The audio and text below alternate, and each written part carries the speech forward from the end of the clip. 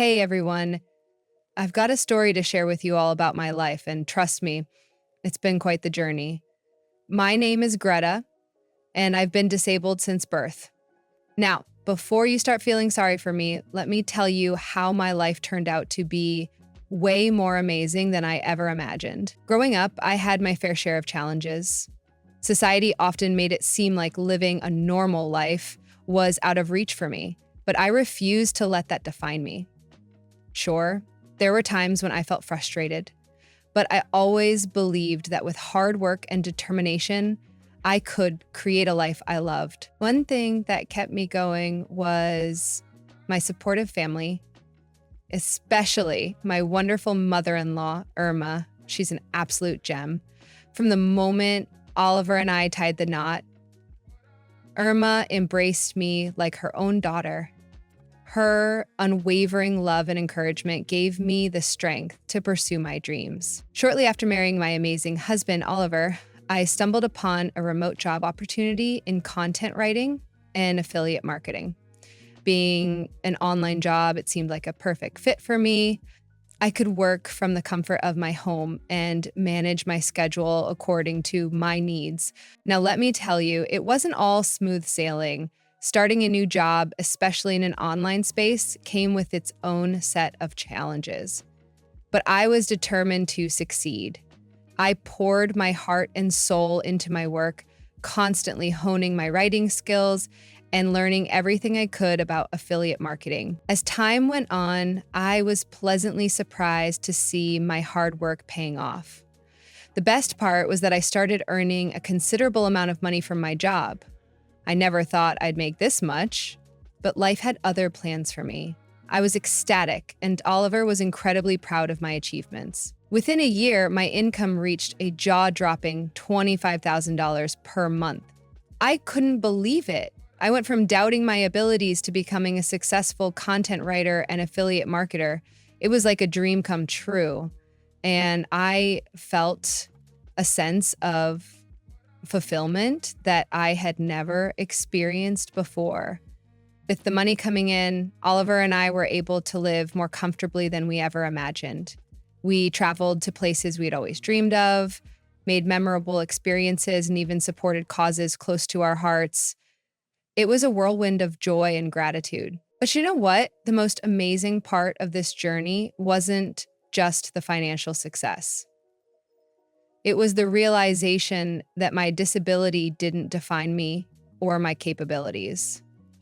I found my passion and my purpose and discovered that I could achieve anything I set my mind to. So here I was, a disabled woman bound to a wheelchair, experiencing incredible success in my career and basking in the love and adoration of my husband, Oliver. Life seemed almost perfect, except for one aspect that left a shadow on my happiness: my relationship with my mother-in-law, Irma. You see, Irma lived all the way in Germany, and we had barely interacted since Oliver and I got married. The few times we did communicate were through video calls, and let me tell you, those interactions were far from pleasant. I vividly remember the first time we met face-to-face on a Zoom call. Greta, such a German name. But do you even know anything about German culture or speak the language? Tried to explain. Well, Irma, I was born and raised in the US, and my parents never really exposed me to our German roots. So I'm not fluent in German or familiar with all aspects of the culture, but I'm glad to have gotten to know Oliver because now I feel like I have another chance at reconnecting with my culture. How can you claim a culture that technically isn't even yours? Mom, stop it. She said it herself, didn't she? She said she doesn't know the culture, so why should she start now? I tried to lighten up the mood by exposing my bad German speaking skills, hopefully inciting a chuckle or two from my brooding mother-in-law, but that only seemed to make things worse. She didn't seem to care about my explanation. Instead, she went on to berate me for not embracing my heritage and seemed disappointed in me, as if I was somehow failing her expectations as her daughter-in-law. It hurt. but I tried my best to brush it off. As time went on, our interactions became even more strained. Every time we spoke, it felt like I was walking on eggshells. I didn't want to upset her, but it seemed like nothing I did was ever enough to earn her approval. She would criticize my choices, question my abilities, and make me feel inadequate, especially because of my disability. Oliver knew about the tension between his mother and me, and he tried his best to mediate, but it was challenging. He loved us both, and it pained him to see us not getting along. He hoped that over time things would improve, but that wasn't the case. Despite the difficult relationship with Irma, Oliver and I were determined to build a life together. We dreamed of starting a family, and we couldn't wait to embrace the joys of parenthood. We knew we had so much love to give, and we wanted to share it with a little bundle of joy. As we prepared for this new chapter in our lives, I couldn't help but wish that Irma could be more involved and supportive. I yearned for a strong bond with my mother-in-law, like many of my friends had with theirs. I hoped that becoming a mother myself might bridge the gap between us. On our wedding day, Irma finally came to the US to attend the ceremony. Believe it or not, it was the first time we met in person, and while I hoped for a positive connection, at best, she seemed distant and uninterested, and at worst, well, let me just tell you one of the things she said to me on my special day. So not only are you unable to speak your mother tongue, you're unable to walk down the aisle on your own wedding day. How pathetic. It took the makeup artist another 30 minutes to fix my makeup after I was crying at my mother-in-law's hurtful words. And no, I didn't tell Oliver about this little piece of information just because I knew how upset and angry he'd be. After the wedding, she hurriedly flew back to Germany as if actively avoiding any deeper connection with me in America in general. I knew she hated it here, but geez, oh boy, let me tell you, those couple of years after the wedding with little to no communication with Irma were absolutely blissful. They were like a breath of fresh air for me.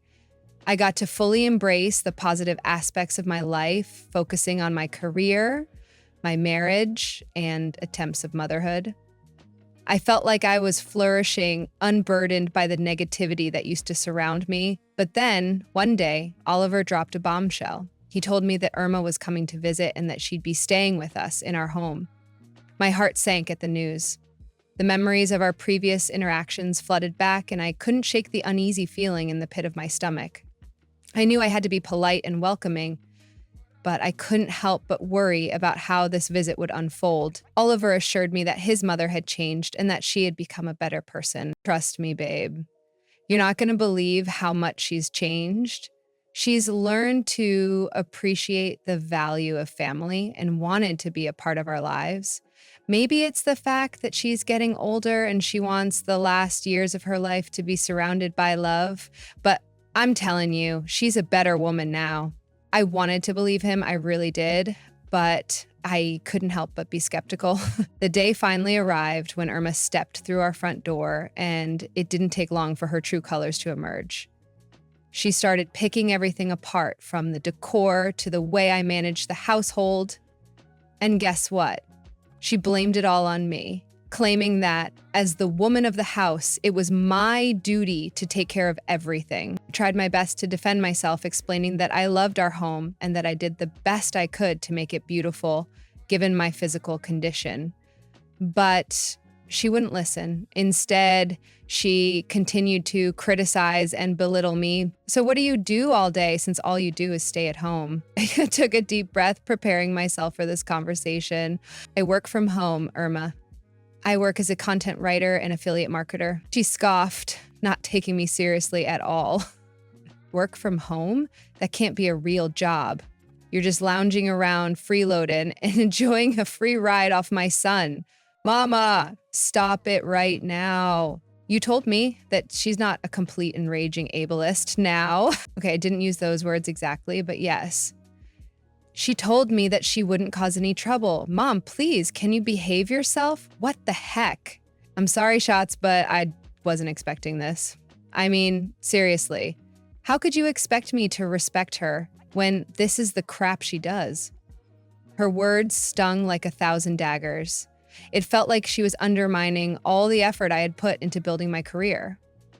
I wanted to scream that I had worked tirelessly to achieve my success and that my disability didn't define my abilities, but I knew it would fall on deaf ears. Despite my attempts to explain my job and its significance, she remained dismissive. She treated me like I was a child who had no idea about the real world. It was infuriating and hurtful all at once. Throughout her stay, Irma made it clear that she didn't respect me or my choices. She kept comparing me to other women who were more traditional in their roles, making me feel inadequate and worthless. As the days passed, Irma's cruel and demeaning behavior only seemed to intensify during her stay with us. It was as if she was on a mission to make me feel small and insignificant. She had this uncanny ability to disturb me when I was working, questioning why I was always hiding behind a computer instead of putting more effort into cooking and cleaning and making our home look better, all that traditional crap that she was obsessed with. At first, I tried to reason with her, standing up for myself and explaining that my work was important and deserving of respect. But dealing with her constant rudeness was exhausting, and her intimidating presence made it even harder to assert myself. Sometimes I found the strength to fight back, refusing to be disrespected in my own home. Other times I would shut down, unable to handle the emotional toll her words took on me. And I'd excuse myself to cry it out in private. I confided in my husband, hoping he could offer some support or advice on dealing with his mother. As usual, he sympathized with me, but he didn't know what to do either. It seemed like we were both at a loss, unsure of how to handle this situation that had become increasingly uncomfortable. One night, after yet another unpleasant encounter with Irma, I made the difficult decision to share a painful memory with Oliver. I mustered up the courage to tell him about what happened on our wedding day, how Irma had made me ruin my makeup by being so blatantly ableist and disrespectful towards me on my special day. Oliver's reaction was one of fury. Honestly, I was a little bit scared. His face turned red and his eyes blazed with anger as he stomped out of our bedroom. This all went down in the middle of the night, by the way, but he didn't care.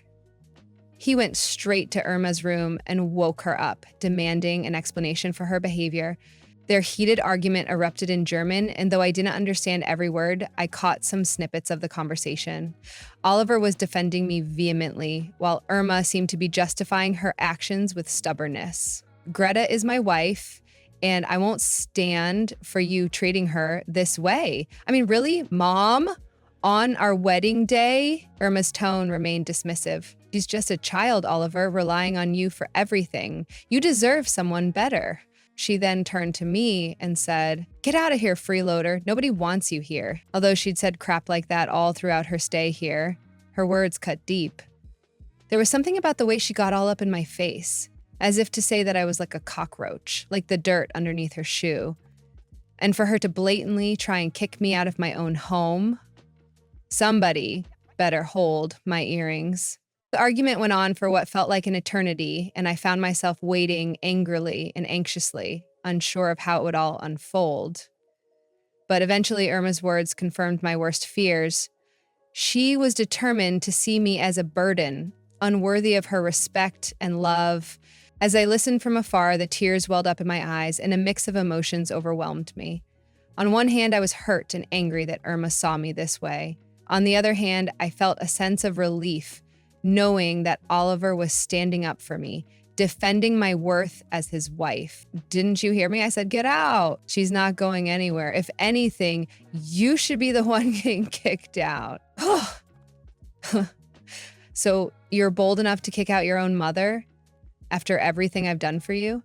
After leaving my beautiful country to come here? You're damn right, Ma. I can't have you treating my wife like this any longer. I can't believe how passive I've been, but I see now that I would rather choose my wife over you any day. Oliver, stop. No, how can you tell me to stop when she's been treating you like crap for so long? Your mother has issues, obviously. Irma gasps. But maybe I need to leave, at least for some time, just to clear my head. Oh, Baby, there's no way I'm letting you leave. No, Ollie, I mean it. I need space. Don't stop me and don't follow me. Good riddance. Ma, I swear to God, if you say something else. Wait, Greta, don't go. Before I could let him stop me, I wheeled off into our room to begin packing an overnight bag, as well as checking available rooms in hotels nearby. I was sick of constantly being attacked. It was cruel and unfair, and I didn't want to see that lady's face for a second longer. I heard Oliver and Irma continue to argue, but I didn't have the energy to interject a second time. I managed to escape that hellhole, get into my car, and check in at a hotel, all the while ignoring my husband's calls. Oh, right. Let me tell you what happened after I left for that hotel. 3 days had gone by since I left, and let me tell you, those 3 days were like heaven. Seriously. No more dealing with Irma's toxic attitude and negative vibes. It was just me, myself, and peace and quiet. I got to admit, finding a nice and accessible hotel at such short notice was a win for me. It made me realize how blessed I am, despite my disability, to have the means to treat myself to a little escape like that. So there I was, chilling in my hotel room, binge watching Netflix and feeling like a weight had been lifted off my shoulders. But then, out of the blue, guess who calls? Yep, you got it, my lovely mother-in-law, Irma. I was kind of hesitant to answer, but my curiosity got the best of me. She sounded different on the phone, like she lost her usual fiery tone. And you know what she had to say? Oliver spilled the beans about my success in my career, making it clear that I was the one bringing home the big bucks. 25 grand a month. The tremble in her voice was almost worth the trouble she caused me. She couldn't believe it, so she went and Googled me herself. Apparently, Oliver also told her to Google me herself, and surely enough, she found my blogs and websites, as well as my success story. Finally, she had to admit that she was wrong about me. But let me tell you, that lady can't help herself. Greta, oh, I'm so sorry for how I treated you all these years. I had no idea. That I made a lot of money? Well, that shouldn't change anything, Irma. You don't treat people based on what they have to offer. You're right, and I see the error of my ways now. I should have never been so cruel to you. But I do have to tell you something that not even Oliver knows. You see, I've been struggling financially, and oh boy, here we go. He needs some funds. I was hoping to get some from Ollie, but considering you and your financial status. So now you want my help? After treating me like a dog? She goes from, I'm sorry to give me money in the blink of an eye. Like, seriously? After all the crap she put me through, she thinks she can just waltz in and ask for a handout? I couldn't stop myself from laughing in disbelief. She must be out of her mind to think I'd give her a single cent. I mean, she never cared about me or my well-being, and now she wants a piece of the pie? I let her have it. No holds barred. You know what, Irma? You're a miserable and pathetic woman for even thinking I'd help you out. It was like all the years of her nonsense came rushing back, and I had to let it all out. I think she expected that reaction. What? How could you say that to me? Oh, shut up. After everything, you'd be lucky if I even came to your funeral, which honestly can't come soon enough. She began stuttering, sounding completely defeated, which honestly felt kind of good. I finally found the guts to stand up to her and let her know I wanted nothing to do with her. Here's what's going to happen, Irma. You're going to pack your bags and you're going to get the hell out of my house. When I return home, I want it to be like you were never there to begin with. And honestly, it should stay that way because you're dead to me. I mean it. Don't contact me. Don't talk to me. If you ever see me again, don't act like you know me. You have no place in my life. That's absurd. You're my daughter-in-law. I'll have to be in your life one way or another. Yes, unfortunately, that's true, but I'm keeping my boundaries. You're obviously entitled to talking with your son, but as for me and my child, you're out of our lives. Child? What child? Oh, Irma, what a shame. I thought Oliver would have told you by now. I'm pregnant at this news. Irma began to sob. I didn't think I'd ever hear her do that. I was shocked, believe me.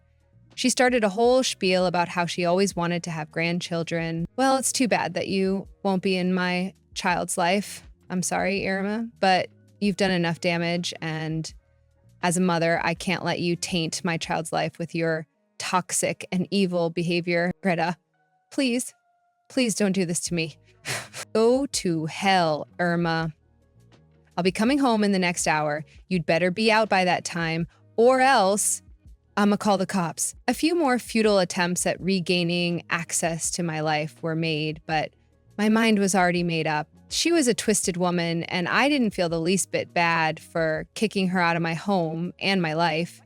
I didn't care that she regretted her decisions. All I cared about was the health of my baby, the love that Oliver and I couldn't wait to share with them, as well as our growing success.